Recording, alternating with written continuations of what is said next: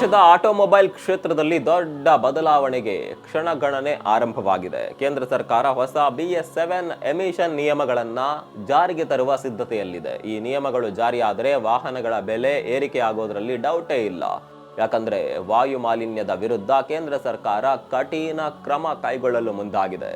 ಇದರಿಂದ ವಾಹನಗಳ ವಿನ್ಯಾಸ ಮತ್ತು ತಂತ್ರಜ್ಞಾನದಲ್ಲಿ ಮಹತ್ವದ ಬದಲಾವಣೆಗಳಾಗಿದ್ದು ಬೆಲೆಯ ಮೇಲೂ ಪರಿಣಾಮ ಬೀಳುವ ಸಾಧ್ಯತೆ ಇದೆ.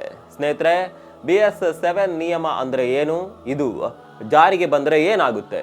ಕಾರು ಮತ್ತು ಬೈಕುಗಳ ಬೆಲೆ ಎಷ್ಟು ಹೆಚ್ಚಾಗಬಹುದು? ಕೆಲವು ಜನಪ್ರಿಯ ವಾಹನಗಳು ಮಾರುಕಟ್ಟೆಯಿಂದ ಕಣ್ಮರೆ ಆಗಬಹುದಾ? 2030ರ ನಂತರ ನಾವು ಯಾವ ರೀತಿಯ ವಾಹನಗಳನ್ನ ಓಡಿಸಬೇಕಾಗಬಹುದು?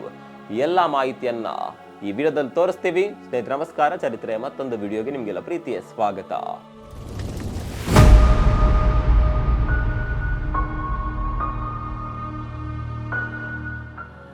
ಭಾರತ ಸರ್ಕಾರ ಇದೇ ಆರ್ಥಿಕ ವರ್ಷದಲ್ಲಿ BS7 ನಿಯಮಗಳ ಕುರಿತ ಅಧಿಕೃತ ಅಧಿಸೂಚನೆ ಹೊರಡಿಸಲು ಸಿದ್ಧತೆ ನಡೆಸ್ತಾ ಇದೆ. ಈಗಾಗಲೇ BS4 ಹಂತದಿಂದ ನೇರವಾಗಿ BS6ಗೆ ಜಿಗಿದಿದ್ದ ಭಾರತ ಮತ್ತೊಮ್ಮೆ ಕಠಿಣ ಮಾಲಿನ್ಯ ನಿಯಂತ್ರಣ ಮಾನದಂಡಗಳತ್ತ ಹೆಜ್ಜೆ ಇಡ್ತಾ ಇದೆ. 2030ರ ವೇಳೆಗೆ ಭಾರತದ ರಸ್ತೆಗಳಲ್ಲಿ ಸಂಚರಿಸುವ ವಾಹನಗಳು ಅಂತಾರಾಷ್ಟ್ರೀಯ ಮಟ್ಟದ ಪರಿಸರ ಗುಣಮಟ್ಟವನ್ನ ಹೊಂದಿರಬೇಕು ಅನ್ನುವ ಉದ್ದೇಶ ಹೊಂದಿದೆ. ದೆಹಲಿ ಮತ್ತು ಮುಂಬೈ ಸೇರಿದಂತೆ ಹಲವು ನಗರಗಳಲ್ಲಿ ವಾಯು ಮಾಲಿನ್ಯ ಹೆಚ್ಚುತ್ತಿರುವ ಹಿನ್ನೆಲೆಯಲ್ಲಿ ರಸ್ತೆಗಳನ್ನು ನಿರ್ಮಿಸಿದರಷ್ಟೇ ಸಾಲದು, ವಾಹನಗಳಿಂದ ಹೊರಬರುವ ಹೊಗೆಯನ್ನ ಕೂಡ ನಿಯಂತ್ರಿಸಬೇಕು ಎಂಬುದು ಸರ್ಕಾರದ ಅಭಿಪ್ರಾಯ. ಹಾಗಾದ್ರೆ BS7 ನಿಯಮಗಳಲ್ಲಿ ಏನು ವಿಶೇಷ ಅನ್ನೋದನ್ನ ನೋಡ್ತಾ ಹೋಗೋಣ. ಈ ನಿಯಮಗಳ ಗುರಿ ವಾಹನಗಳಿಂದ ಹೊರಬರುವ ವಿಷಕಾರಿ ಮಾಲಿನ್ಯವನ್ನ ಇನ್ನಷ್ಟು ಕಡಿಮೆ ಮಾಡೋದು. ಇದು BS6 ನಿಯಮಗಳಿಗಿಂತಲೂ ಹೆಚ್ಚು ಕಠಿಣವಾಗಿರಲಿದೆ. ಈ ಹೊಸ ಚೌಕಟ್ಟನ್ನ ಯುರೋಪಿಯನ್ ಯೂನಿಯನ್ನ ಯೂರೋ 7 ಮಾದರಿಯನ್ನ ಗಮನದಲ್ಲಿಟ್ಕೊಂಡು ಸಿದ್ಧಪಡಿಸಲಾಗ್ತಾ ಇದೆ. ಇದಲ್ಲದೆ 3 ಪ್ರಮುಖ ತಾಂತ್ರಿಕ ಬದಲಾವಣೆಗಳಿಗೂ ಒತ್ತು ನೀಡಲಾಗಿದೆ. ಮೊದಲನೇದು ರಿಯಲ್ ಟೈಮ್ ಎಮಿಷನ್ ಮಾನಿಟರಿಂಗ್. ಇದುವರೆಗೆ ವಾಹನಗಳ ಮಾಲಿನ್ಯವನ್ನ ನಿಯಮಿತ ಪರೀಕ್ಷೆಗಳ ಮೂಲಕ ಪರಿಶೀಲನೆ ಮಾಡಲಾಗ್ತಾ ಇತ್ತು. ಆದರೆ BS7 ಅಡಿಯಲ್ಲಿ ವಾಹನದಲ್ಲೇ ಅಳವಡಿಸಿರುವ ವಿಶೇಷ ಸೆನ್ಸರ್ಗಳು ಪ್ರತಿ ಕ್ಷಣವೂ ಎಷ್ಟು ಮಾಲಿನ್ಯ ಹೊರಬರುತ್ತಿದೆ ಅನ್ನೋದನ್ನ ನಿರಂತರವಾಗಿ ಗಮನಿಸಿ ದಾಖಲೆ ಮಾಡಲಿವೆ. ಎರಡನೇದಾಗಿ ಆನ್ ಬೋರ್ಡ್ ಡಯಾಗ್ನಾಸ್ಟಿಕ್ ನಿಂದಾಗಿ ಒಂದು ವೇಳೆ ನಿಮ್ಮ ಇಂಜಿನ್ ನಲ್ಲಿ ಯಾವುದೇ ದೋಷ ಉಂಟಾಗಿ ಮಾಲಿನ್ಯ ಪ್ರಮಾಣ ಹೆಚ್ಚಾದರೆ ಆ ಸಿಸ್ಟಮ್ ತಕ್ಷಣವೇ ನಿಮಗೆ ಎಚ್ಚರಿಕೆ ನೀಡುತ್ತೆ. ಮೂರನೇದಾಗಿ ವಾಹನಗಳ ಬಾಳಿಕೆಗೆ ಸಂಬಂಧಿಸಿದ ನಿಯಮಗಳು ಕಠಿಣವಾಗಲಿವೆ. BS7 ಮಾನದಂಡಗಳಿಗೆ ಅನುಗುಣವಾದ ವಾಹನಗಳು 10 ವರ್ಷಗಳಿಗೂ ಹೆಚ್ಚು ಕಾಲ ತಮ್ಮ ಮಾಲಿನ್ಯ ನಿಯಂತ್ರಣ ಸಾಮರ್ಥ್ಯವನ್ನ ಕಾಪಾಡಿಕೊಳ್ಳುವಂತೆ ಇಂಜಿನ್ ವಿನ್ಯಾಸ ಮಾಡಬೇಕಾಗುತ್ತೆ. ಸ್ನೇಹಿತರೆ, ಈ ಹೊಸ ನಿಯಮಗಳು ಜಾರಿ ಆದರೆ ಕಾರು ಮತ್ತು ಬೈಕ್ ಖರೀದಿಸುವುದು ಇನ್ನಷ್ಟು ದುಬಾರಿ ಆಗುವ ಸಾಧ್ಯತೆ ಇದೆ. ಹೊಸ ತಂತ್ರಜ್ಞಾನ ಅಳವಡಿಸಲು ವಾಹನ ತಯಾರಿಕಾ ಕಂಪನಿಗಳು ಸಾವಿರಾರು ಕೋಟಿ ರೂಪಾಯಿ ಹೂಡಿಕೆ ಮಾಡಬೇಕಾಗುತ್ತೆ. ಇಂಜಿನ್ ವಿನ್ಯಾಸ ಬದಲಾದರೆ ಹೊಸ ಸೆನ್ಸರ್ಗಳ ಅಳವಡಿಕೆ ಸೇರಿದಂತೆ ಹಲವು ತಾಂತ್ರಿಕ ಸುಧಾರಣೆಗಳು ಅಗತ್ಯವಾಗುತ್ತವೆ. ಇದರ ನೇರ ಪರಿಣಾಮ ಗ್ರಾಹಕರ ಮೇಲೆಯೇ ಬೀಳಲಿದೆ. ಆಟೋಮೊಬೈಲ್ ಕ್ಷೇತ್ರದ ಅಂದಾಜಿನ ಪ್ರಕಾರ BS7 ಜಾರಿಯಾದ ನಂತರ ಒಂದು ವಾಹನದ ಬೆಲೆ ಸುಮಾರು 30,000 ರೂಪಾಯಿಯಿಂದ 1 ಲಕ್ಷದವರೆಗೆ ಹೆಚ್ಚಾಗುವ ಸಾಧ್ಯತೆ ಇದೆ. ಹೀಗಾಗಿ ಇಂದಿನ ಬಜೆಟ್ನಲ್ಲಿ ಖರೀದಿಸಬಹುದಾದ ಕಾರುಗಳನ್ನ ಭವಿಷ್ಯದಲ್ಲಿ ಖರೀದಿಸುವುದು ಮಧ್ಯಮ ವರ್ಗಕ್ಕೆ ಕಷ್ಟವಾಗಬಹುದು. ಈ ಬೆಳವಣಿಗೆಯ ನಡುವೆ ಹಲವು ವಾಹನ ತಯಾರಿಕಾ ಕಂಪನಿಗಳು ಸರ್ಕಾರಕ್ಕೆ ಗಡುವು ವಿಸ್ತರಿಸುವಂತೆ ಮನವಿ ಮಾಡಿವೆ. ಹೊಸ ಇಂಜಿನ್ಗಳಿಗೆ ಬೇಕಾಗುವ ಬಿಡಿ ಭಾಗಗಳನ್ನ ದೇಶದಲ್ಲೇ ತಯಾರಿಸಲು ಹೆಚ್ಚಿನ ಸಮಯ ಬೇಕು ಅಂತ ಅವು ಹೇಳ್ತಾ ಇವೆ. ಹೆಚ್ಚಿನ ಬೆಲೆಯ ವಾಹನಗಳಿಗೆ ಗ್ರಾಹಕರು ಕಡಿಮೆಯಾಗುವ ಭಯವು ಕಂಪನಿಗಳಿಗೆ ಇದೆ. ಇದರಿಂದ ಕೆಲವು ಜನಪ್ರಿಯ ಮಾದರಿಯ ಕಾರುಗಳು ಮಾರುಕಟ್ಟೆಯಿಂದಲೇ ಕಣ್ಮರೆಯಾಗುವ ಸಾಧ್ಯತೆಯೂ ಇದೆ. ಕೆಲವರ ಅಭಿಪ್ರಾಯದಲ್ಲಿ ಜನರನ್ನ ಎಲೆಕ್ಟ್ರಿಕ್ ವಾಹನಗಳತ್ತ ಆಕರ್ಷಣೆ ಮಾಡೋದು ಕೂಡ ಸರ್ಕಾರದ ದೀರ್ಘಕಾಲೀನ ಉದ್ದೇಶವಾಗಿರಬಹುದು. ಸ್ನೇಹಿತರೆ, BS4 ರಿಂದ BS6ಗೆ ಬದಲಾದಾಗ ತೈಲ ಕಂಪನಿಗಳು ರಿಫೈನಿಂಗ್ ವ್ಯವಸ್ಥೆಯಲ್ಲಿ ದೊಡ್ಡ ಮಟ್ಟದ ಹೂಡಿಕೆ ಮಾಡಿದ್ದವು.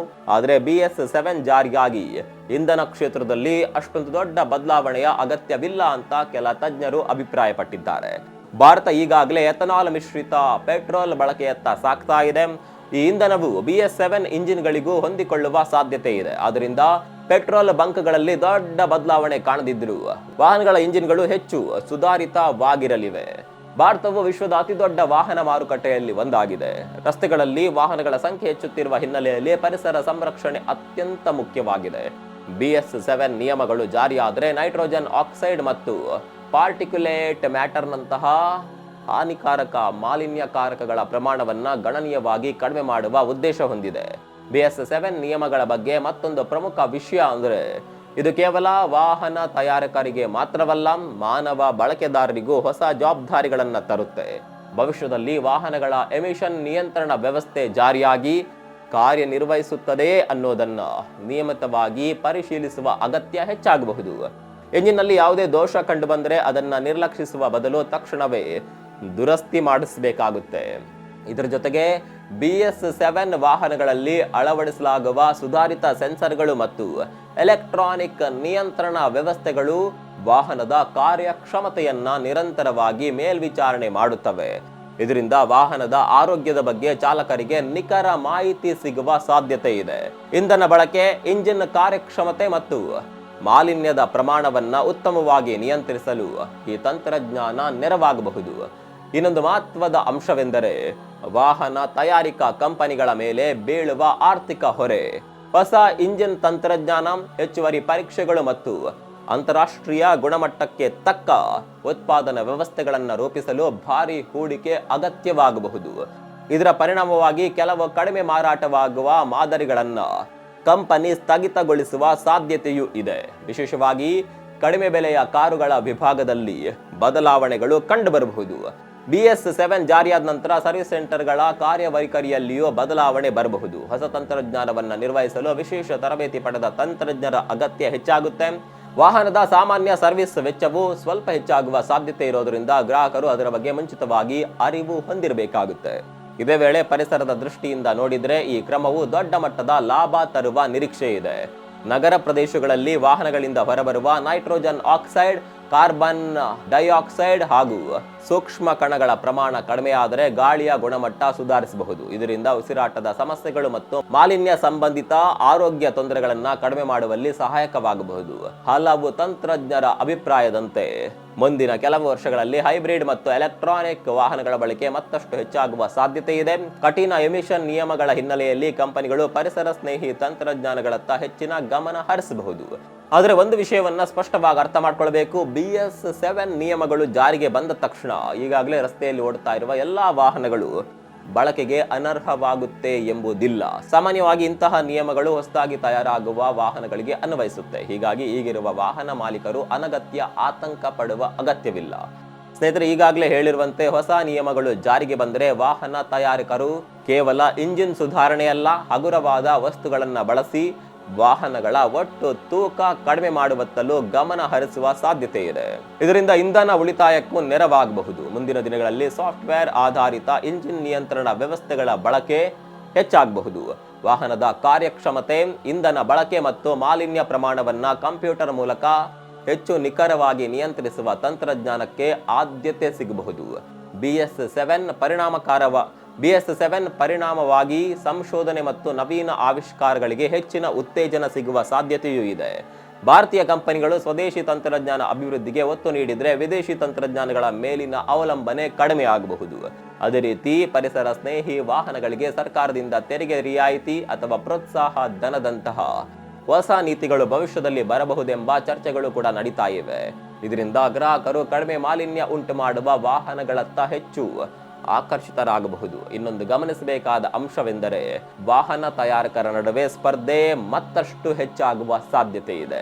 ಕಡಿಮೆ ಮಾಲಿನ್ಯ, ಉತ್ತಮ ಮೈಲೇಜ್ ಮತ್ತು ಆಧುನಿಕ ತಂತ್ರಜ್ಞಾನ ಹೊಂದಿರುವ ವಾಹನಗಳನ್ನು ಪರಿಚಯಿಸಲು ಕಂಪನಿಗಳು ಪರಸ್ಪರ ಪೈಪೋಟಿ ನಡೆಸಬಹುದು. ಇದರ ಲಾಭ ಅಂತಿಮವಾಗಿ ಗ್ರಾಹಕರಿಗೆ ಸಿಗಬಹುದು. ಇದರ ಜೊತೆಗೆ ಭವಿಷ್ಯದಲ್ಲಿ ವಾಹನ ವಿಮೆ ಕ್ಷೇತ್ರದಲ್ಲೂ ಕೂಡ ತಾಂತ್ರಿಕ ಮಾಹಿತಿಯ ಬಳಕೆ ಹೆಚ್ಚಾಗುವ ಸಾಧ್ಯತೆ ಇದೆ. ವಾಹನದ ಕಾರ್ಯಕ್ಷಮತೆ ಮತ್ತು ನಿರ್ವಹಣೆಯ ಆಧಾರದ ಮೇಲೆ ಕೆಲವು ಹೊಸ ವಿಮೆ ಯೋಜನೆಗಳು ಬರಬಹುದು ಅಂತ ತಜ್ಞರು ಅಭಿಪ್ರಾಯ ಪಡ್ತಾರೆ. ಈ ಹೊಸ ನಿಯಮವು ಭಾರತದ ವಾಹನ ಉದ್ಯಮವನ್ನ ಹೆಚ್ಚು ತಾಂತ್ರಿಕ, ಪರಿಸರ ಸ್ನೇಹಿ ಮತ್ತು ಭವಿಷ್ಯಕ್ಕೆ ಸಿದ್ಧಗೊಳಿಸುವ ಒಂದು ಮಹತ್ವದ ಬದಲಾವಣೆ ಆಗೋದರಲ್ಲಿ ಸಂಶಯವೇ ಇಲ್ಲ.